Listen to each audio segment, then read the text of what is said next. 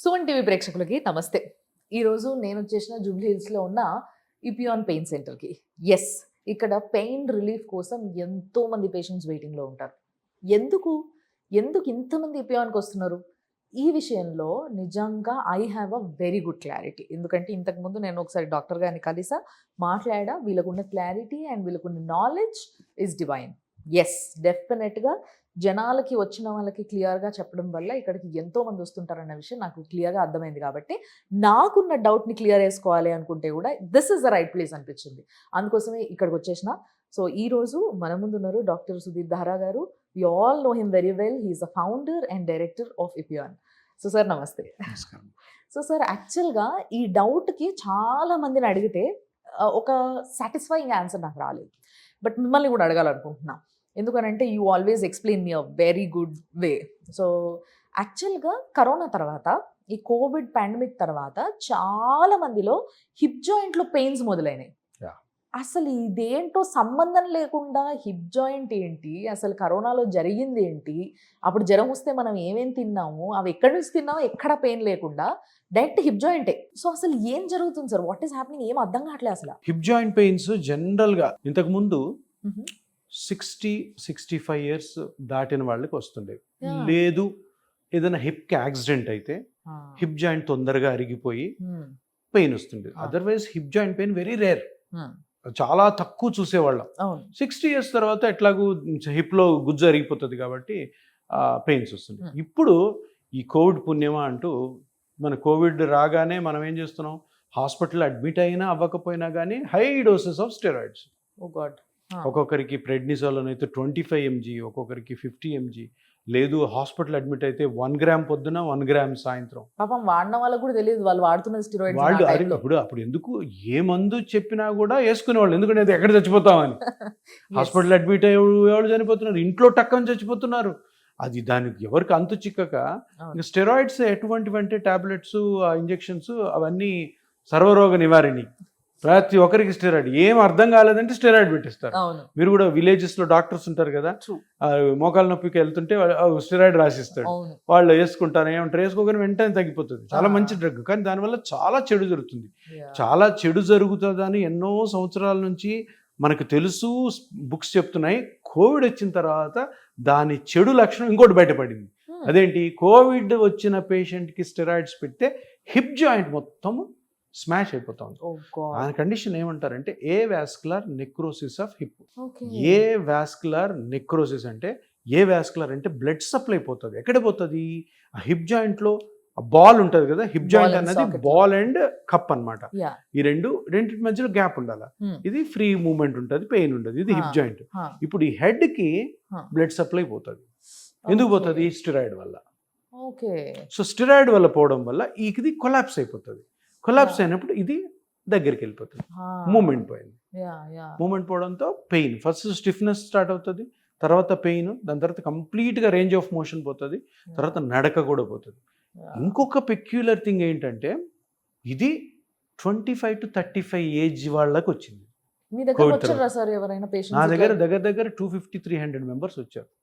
ఈ age 25 to 35 మట్టుకే same problem. Old age వాళ్ళకి ఎందుకో రాలేదు. కోవిడ్ తర్వాత స్టెరాయిడ్స్ తీసుకున్నా కూడా, కోవిడ్ తర్వాత నాకు కోవిడ్ వచ్చింది, నేను కూడా అడ్మిట్ అయ్యాను, నేను కూడా కోవిడ్ తీసుకున్నాను. అఫ్కోర్స్ నేను 50 క్రాస్ అయ్యాను కాబట్టి నాకు రాలేదేమో. 25 to 35 నా దగ్గరికే ఒక 300 మంది వచ్చారంటే మన స్టేట్లోనే కొన్ని వేల మంది ఎఫెక్ట్ అయింటారు. సో ఏ వాస్కులర్ నెక్రోసిస్ అన్నది ఇదొక one of the side effects of Covid. Covid మనిషి ప్రాణాలు తీసేసింది, లంగ్స్ చాలా బ్యాడ్ అయినాయి. ఇక్కడ ఇప్పుడు కోవిడ్ వల్ల వచ్చిన ఇంకొక బ్యాడ్ సిమ్టమ్ ఏంటంటే ఇది avascular necrosis of the hip.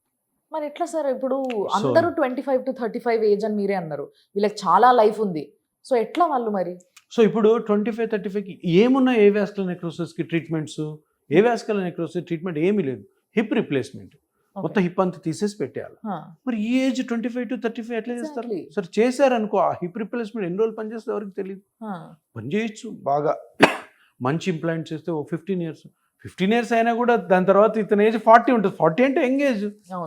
డబ్బులు సంపాదించుకునే ఏజ్, కెరీర్ బిల్డప్ చేసుకునే ఏజ్. దీనికి ఒక కొత్త ట్రీట్మెంట్ ఏంటంటే ప్లాస్మా థెరపీ. Plasma Okay. థెరపీతో ఏం చేస్తాం అంటే ఇప్పుడు ఏమైంది, దీనికి హెడ్కి బ్లడ్ సప్లై పోయింది, ఆ, ఇది కొలాప్స్ అయింది. అవును. కొలాప్స్ అవ్వడం వల్ల గ్యాప్ పోయింది, ఆ, మూమెంట్ పోయింది, పెయిన్ పోయింది. yeah. మనము ఈ ప్లాస్మా థెరపీలోని గ్రోత్ ఫ్రాక్చర్స్ ని ఈ జాయింట్ లో కానీ కార్టిలేజ్, ఇక్కడ లోపల కార్టిలేజ్ ఉంటుంది, ఆ, వేస్తే కార్టిలేజ్ గ్రో అవడం వల్ల ఓకే. మూమెంట్ వస్తుంది.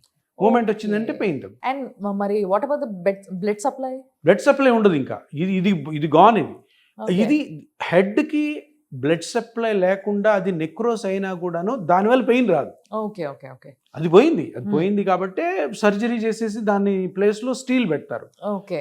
ఇప్పుడు ఆ ఏజ్ లో చేసుకోకూడదు సర్జరీ, Yeah, సర్జన్స్ కూడా yeah. వద్దంటారు. ఎందుకు, చిన్న వయసు బాబు, ఇప్పుడు చేసాక మళ్ళీ కాంప్లికేషన్ వచ్చింది, తర్వాత పెయిన్ వచ్చిందంటే ఏం చేయలేము, ఎందుకంటే సిమెంట్ వేసి అతికించుంటారు. అవును. సో అందుకని ఓల్డ్ ఏజ్ అయితే చేసుకోవచ్చు సర్జరీ. దీనివల్ల కాదనమాట. ఓకే. తప్పకుండా కూడాను Huh. ఈ ప్లాస్మా థెరపీ ఇది ఎప్పుడైతే ఒక 8 years బ్యాక్ నేను తీసుకొచ్చాను ఇండియాలోకి, సో ఇది బ్లెస్సింగ్ ఇన్ డిస్గైజ్. ఏంటంటే ఆ కోవిడ్లో జరిగిన ఏవాస్కులర్ నెక్రోసిస్, చిన్న పిల్లలు, ఇది ఈ యంగ్ ఏజ్ వాళ్ళందరికీ కూడా బాగా ఉపయోగపడుతుంది. సో నైస్ నిజంగా. అండ్ ఇంకోటి సార్, నేను ఇది ఎప్పుడు మీతో మాట్లాడాలనుకుంటా ప్రతిసారి, but I somewhere miss it. So ఈ ప్లాస్మా ట్రీట్మెంట్ అనేది ఫస్ట్ ఆఫ్ ఆల్ మీరే ఇంట్రడ్యూస్ చేసినారు అని నేను విన్నా. సో యాక్చువల్గా ఎప్పటి నుంచో ఉన్న ట్రీట్మెంట్, బట్ ఈ మధ్య విపరీతంగా జనాలు అందరూ వింటున్నారు ఈ ట్రీట్మెంట్ని. సో ఇన్ని సంవత్సరాలుగా ఎవరికి తెలియదా అసలు ఏంటి, ఎక్కడికి వెళ్ళిపోయింది ఇది? ఇది దగ్గర 30-40 years బ్యాకే గవర్నమెంట్ అప్రూవల్స్ ఉన్నాయి.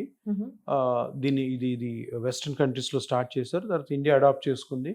తర్వాత ఏదో చాలా రీజన్స్ వల్ల సర్జరీకి ఫేమస్ అయిపోయింది. Surgery has gained popularity. Okay. ఇది చిన్న ఇంజెక్షన్ కదా, మేబీ ఆ రీజన్ తోనేమో దీన్ని ఎవరు పాపులరైజ్ చేయలేదు. సర్జరీ ఇప్పుడు నీ జాయింట్ కి సర్జరీ, హిప్ జాయింట్ కి సర్జరీ, షోల్డర్ కి సర్జరీ, స్పైన్ కి సర్జరీ, అన్ని సర్జరీస్ ఫేమస్ అయింది. కానీ అలోపతిలో ఎలా ఉంటుందంటే ఎక్కడో ఒక దగ్గర ఒక బ్రేక్ వస్తుంది, ఆ ట్రీట్మెంట్ ఇంకా నెమ్మదిగా తగ్గుతాయి.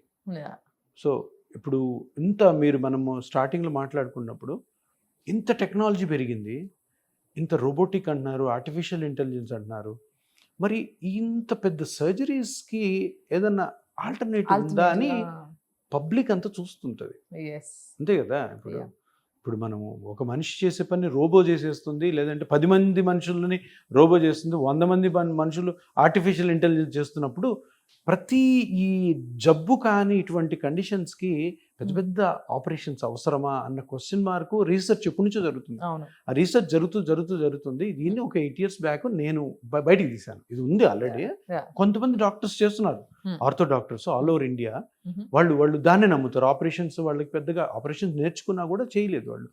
సో వాళ్ళ దగ్గరికి వెళ్ళాను, నేను చూశాను, అరే ఇదేదో బాగుంది, దీన్ని కొంచెం రిఫైన్ చేసి మనం కానీ తీసుకొచ్చామనుకో ఎంతో మంది ప్రజలకు ఉపయోగపడుతుంది, సింపుల్గా అయిపోతుంది అన్న కాన్సెప్ట్తో తీసుకురావడం, దాన్ని అందరు యాక్సెప్ట్ చేయడం. ఇంకా బెస్ట్ ఏంటంటే నాకు నచ్చిన ఆర్థోపెడిషియన్స్ కూడా యాక్సెప్ట్ చేశారు, వాళ్ళు కూడా చేస్తున్నారు, మంచిది కదా.